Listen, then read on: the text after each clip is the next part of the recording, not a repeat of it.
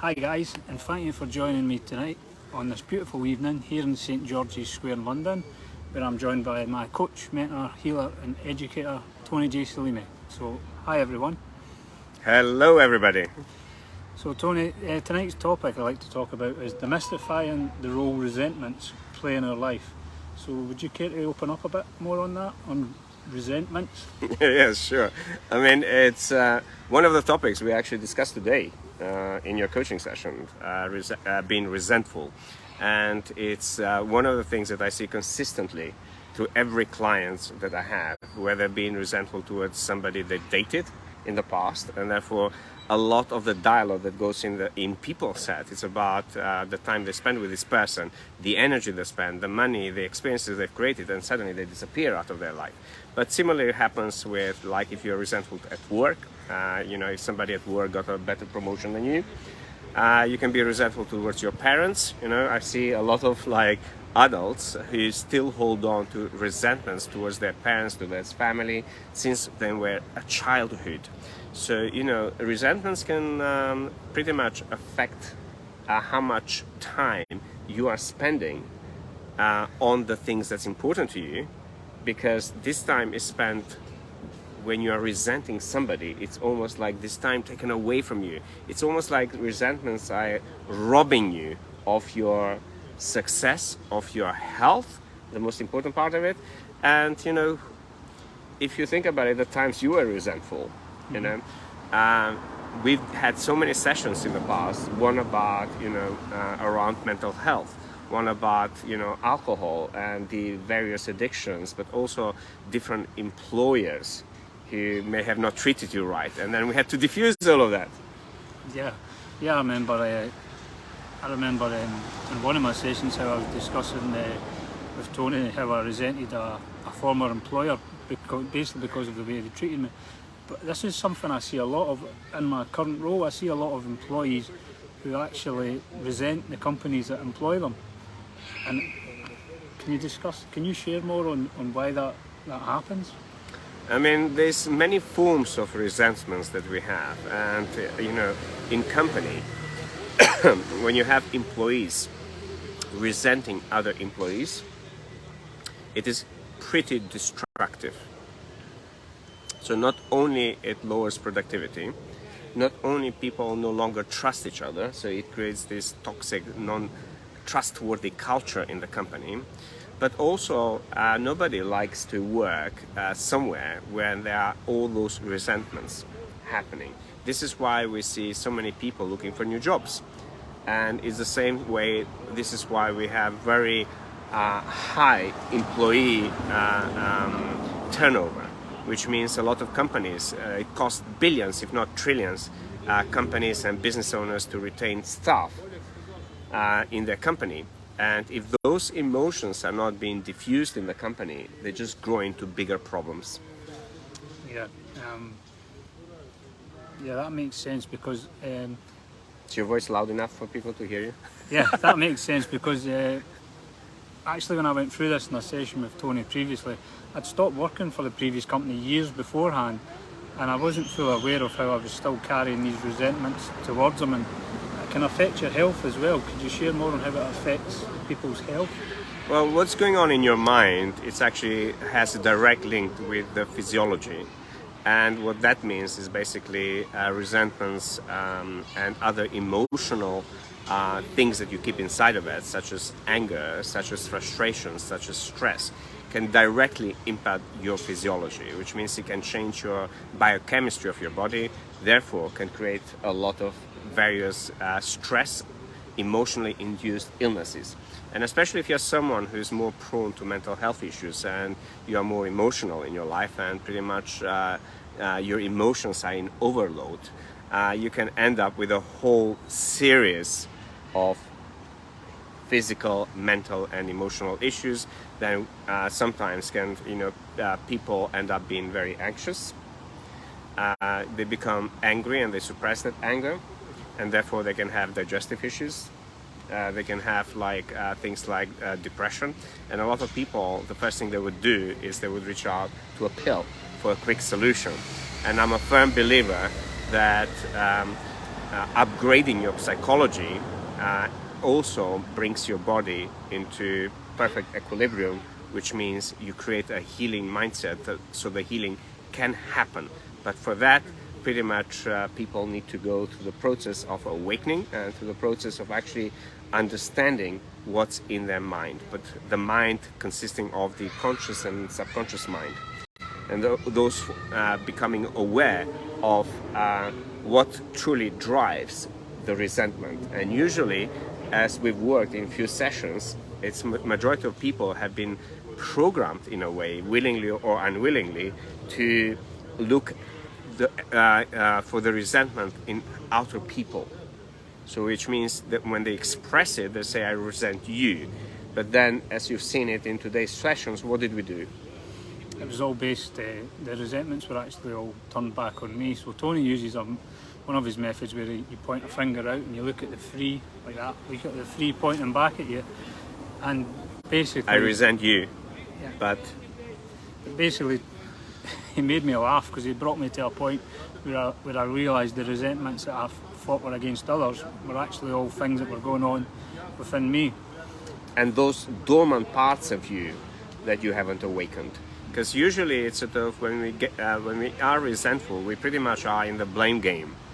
And blame game can, if you're not careful with that, it can really take you to dark places and lower your energy, and therefore you're not going to be your best person out there at work, at home, in your relationship, as a partner, or with your children, or as a leader, if you have this resentful and blame game going on in your mind, in your conscious or subconscious mind.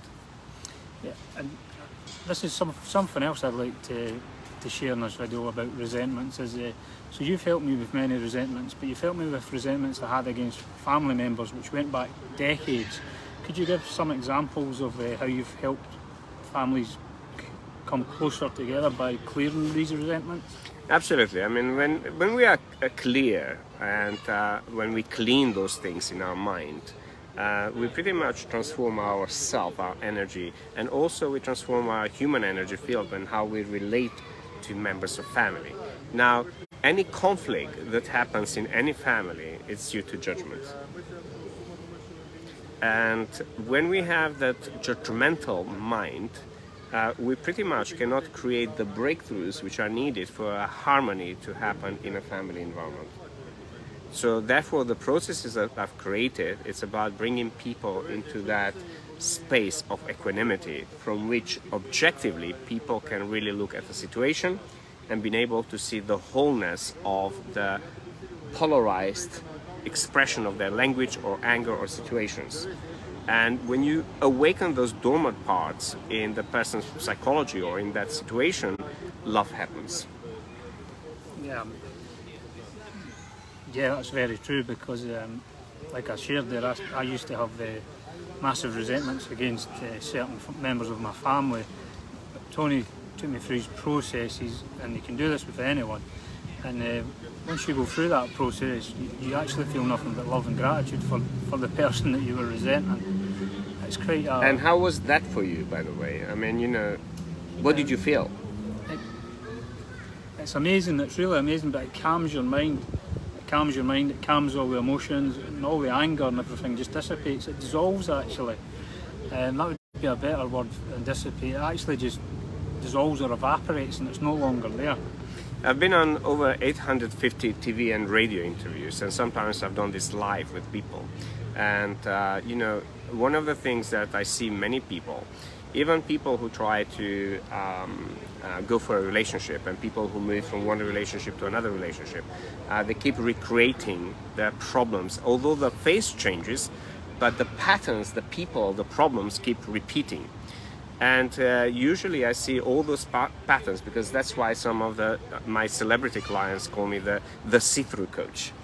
And I've used that tagline everywhere. Why? Because when you are able to see through those disempowered states and beliefs and dialogue that happens in one's mind, I create this space which is very safe for everything to come out, and then pretty much start the process of taking the alarms principles. So the awareness and the intelligence awakens from within. So pretty much you start to diffuse those skewed perceptions that we build over time. And you know, like, there are millions of people out there who are in conflict with their families. And therefore they keep searching for other people to fill the void that those family members leave in their lives. However, they will keep attracting people who pretty much will mimic the very same issues they've never resolved with their families. This is why, you know, working on those things to diffuse those emotions can truly free you to be a better human being, but also to create your own family, your own relationship, a more empowering relationship with yourself and with the person you want to spend your time with. I mean, that's fascinating stuff. I mean, a lot to take in, but it really is fascinating. It shows you how far the depth of your studies into human behaviour and psychology and how our minds work and create the situations that we find ourselves in, situations a lot of the time that we don't want to find ourselves in. Yes, I mean, if you think about in the last few days we had a couple of sessions with you, and one of the things we talked about a lot, communication. And if you remember, I was teaching you about 3 types of communications that every human being has, consciously and unconsciously. Do you remember those? Yeah, I remember them, yeah. So there was the adult state, and the other one was the inner child, and there was another one, the parent in us. the parent. So, you know, in Path to Wisdom, I speak about those states within ourselves, which is the parent, the adult, and the child. And if we don't really evolve our mind, the kind of communication we have with people becomes very distorted. So, for instance, you know, over the years, we've evolved technology. Therefore, the devices that we use have to be evolved. Otherwise, we won't be able to take advantage of these technologies. So if we try to, you know, let's say we can go back into the future and take one of our iPhones with us and try to plug it back into 1980s, you know, first and foremost, that phone is not going to work. Now, not going to work, but the environment in which the phone is to work, it's not even there. So therefore, for those people, it will look like some kind of, you know, out of the world, something that, you know, it's impossible for them even to think about it. But in today's world, it's very easy for us to think about it. It's similarly, if our communications don't evolve, let's say you are in a relationship with somebody who's not consistently growing. And I use the word consistently because we are part of nature, and nature consistently grows, evolves, destroys, and builds. The more you evolve, the less things you'll have in common with this person. And I've seen this with couples who reach out for a relationship, and you've met some of those couples. When one client works, the other client doesn't work, at some point they'll have to make a decision whether they can actually really stay together. Why? Because the vision of the kind of life and experiences those people can have, it's not common, meaning they don't have a common vision. And when you come to that realization, you pretty much, anything that was set up on an emotional, on addictive level in that relationship will actually slightly make that space happen where you both honor each other's freedom and wishes and you move on. Or you've seen other couples who pretty much have helped them to actually grow into a very beautiful relationship where, you know, including in my own life, you've seen how Todor has transformed through last 7 years being together, and I've transformed as well. So it's more rewarding, fulfilling to have somebody who, with you together, you grow, and you actually, what I always say to people, if you truly want to find yourself, then have a relationship in which all of your masks can come out. And in the Unfakeable Code book, I talk specifically about the various masks that we take on.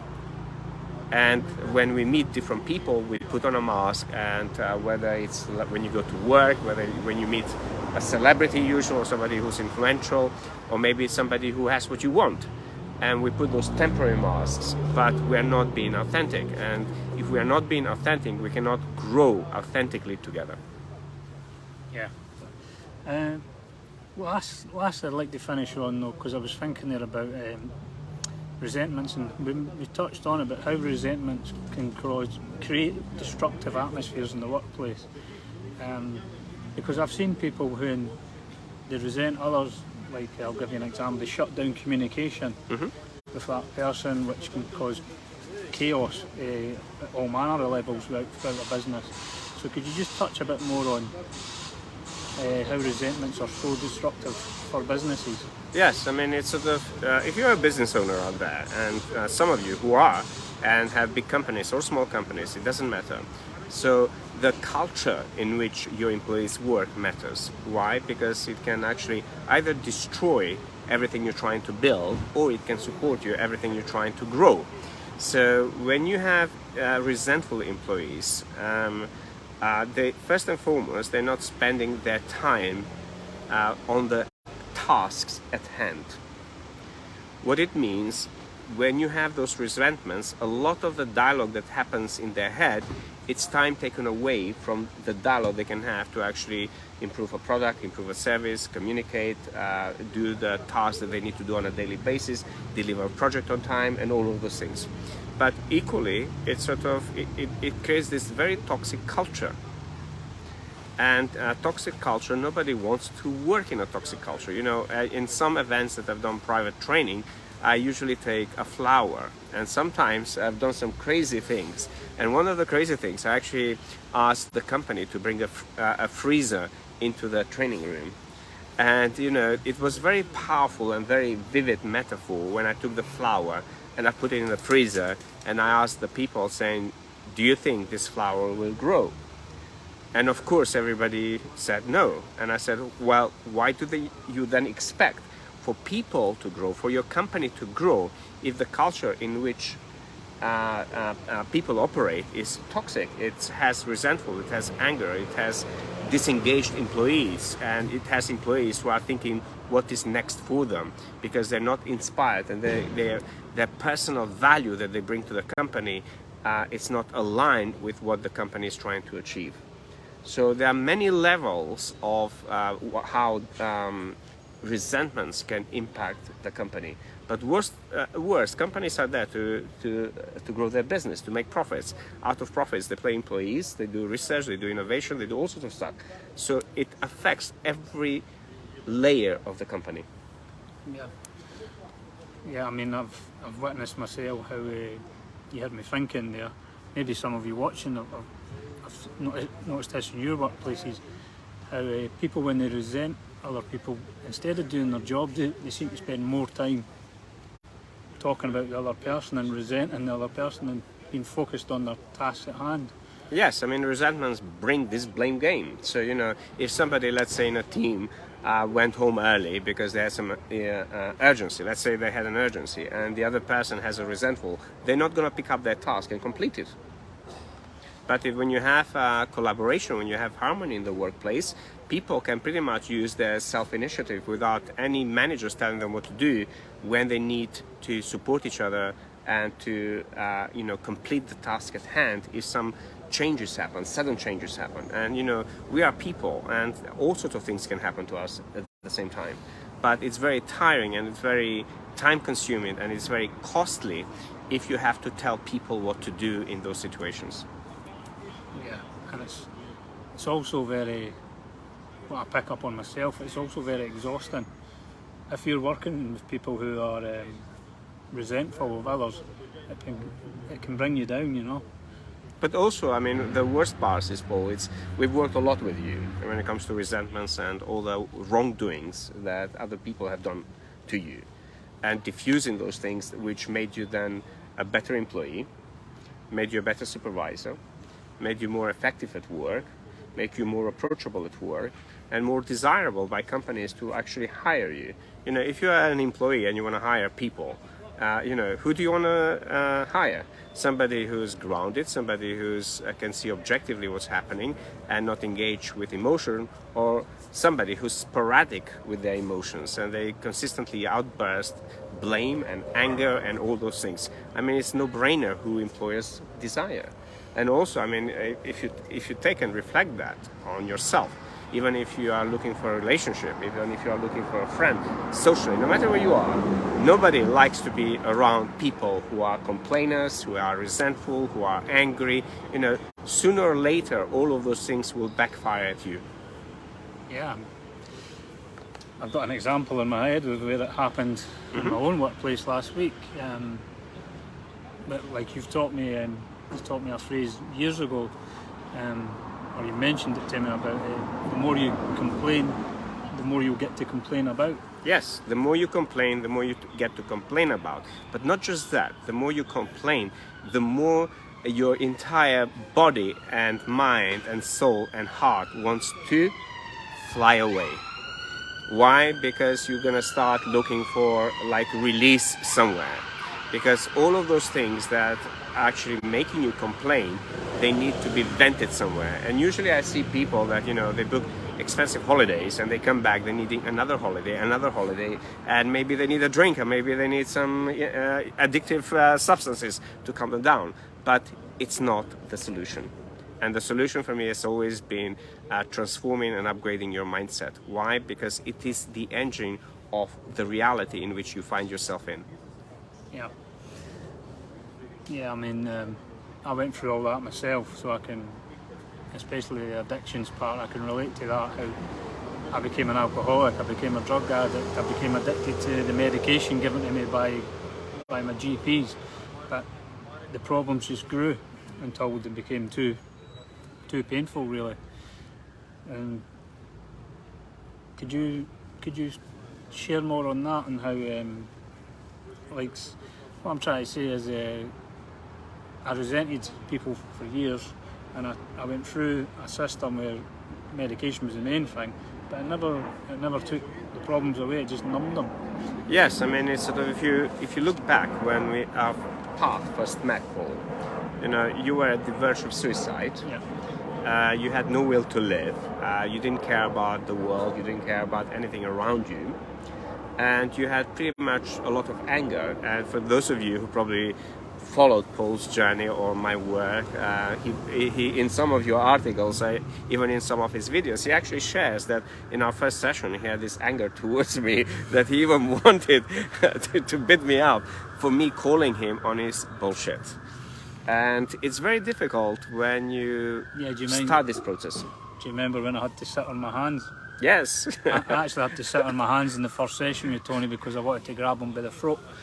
But that was the session that transformed my life. Yes, I mean, it's sort of, I had a lady from Kuwait, and in certain cultures, I have to really adopt my coaching sessions, because, for instance, in some of the cultures from like Saudi Arabia, when I do because some of you who may know, I also do a lot of healing work, and with healing work I do a lot of hands approach. And with this client, specific clients, I mean, she was taken to so many different clinics around the world, and people spent over $1 million to try to so-called fix the lady. And in the first session I ever had with her, when she came to my apartment in Pimlico, where I do a lot of my integrated work, especially people who do my coaching and my healing work, she broke the entire apartment. Okay? And after she finished her tantrum, she sat in the chair, and she went like, "You didn't even move." So she went from this being very crazy lady to suddenly sitting down to me, speaking in this very eloquent English language, and I was thinking like she's going to speak to me in Arabic or something, and she went like, "I like you." So, and she said, "Don't worry about the break-in, my parents will pay for it." And yes, they did pay for it, and I'm grateful for that. But this was the start of a whole different transformational process to help somebody who, was so polarized, to bring her back into love and gratitude. And it is in that border of love and gratitude and getting closer to that border that your life changes. Yeah, and it does. I mean, I had very little love or gratitude for life when I met you. In fact, I completely hated my life, to be honest. But that was a victim mentality. But it wasn't. That wasn't something I was aware of at the time, really, that I had a victim mentality. You woke me up to that. Yes, I mean, you used the wonderful word, waking up. And some of you have read my books, and recently I released Path to Excellence. All of the books that I've written are something that I've mastered and something that I've spent 30 years in research and study, cross-disciplinary study, having some of the top mentors in the world to take me through my own process of awakening this kind of wisdom so billions of people can benefit from. Now, the awakening part is the key, because when we start the process of awakening, we cannot go back to sleep. And for any of you who's overcome any personal challenge, professional, business, whatever it might be, you know exactly what I'm talking. So when people, a lot of my clients, new clients, sometimes when people approach me and saying, okay, about certain problems, how long will it take? And 15 years ago, I would say them 12 weeks, I would say them a year, 2 years. But my answer changed, and the reason it changed because I tap into this wonderful intelligence and wisdom that we all have, but some of us spend the time, the resources, the energy, the focus in awakening that and turning that into a greater good for humanity. So my answer today is, how far do you want me to take you? Because life itself is not something that stops. And the only constant in life is change. It's consistently changing. So therefore, now my clients who do my work and do my training, my vital planning, my coaching, read the books, they know it's an ever-evolving process, something that I realized about 10 years ago, and I coined that word, ever-evolving. You are ever-evolving being, and it's only you who can put a limit to yourself. So therefore, my role has been to consistently remove that glass ceiling that we put on ourselves, on our dreams, on our objectives, on our growth, on our relationships, on our careers, on our wealth building, and anything we deep down were born to desire and to achieve. Yeah, I mean, I can relate to that. I had a lot of self-limiting beliefs when I met you, such as this was it for me, this was my life, because I'd been diagnosed with so many mental health illnesses and I'd been told they were chronic and that I would never improve. And that alone, because this video is about, the interview is about resentments, led to me resenting those people, and we had to clear that up as well. Yes, we had to clear up a lot, and sometimes we have people that we spend a lot of time and energy to support them, to love them, to create experiences, and out of nowhere they disappear. And this is where I say, when people have integrity in themselves, events like that don't actually manifest. So when you have people who disappear suddenly, it's the saying that comes into my head.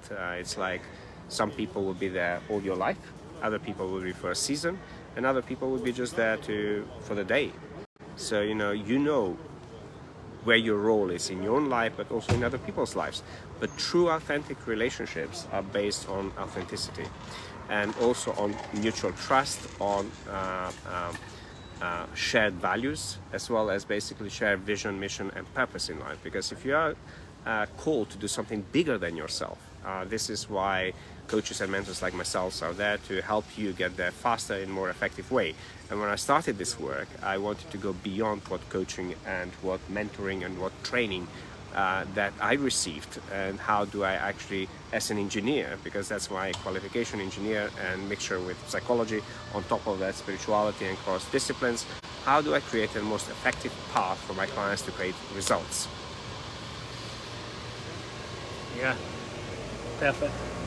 So I hope you've enjoyed watching this video interview. There'll be more to come. I'd like to thank my amazing special guest, Tony J. Salimi, or Tony J. Ton Salimi, who is a 5-star coach. He's seen as being at the epitome of coaching and personal development worldwide. So thank you, Tony. It's been something else talking to you again. Quite inspirational, and I hope you've all enjoyed it. Thank you so much, Paul, and thank you all of you who joined us in this live broadcast. And for all of you out there, I will leave you with one message, which one of the principles in the Unfakeable Code, which is principle number 5. Let your heart be your military commander that helps you win every battle in life. From me and Paul, bye. Bye, thank you.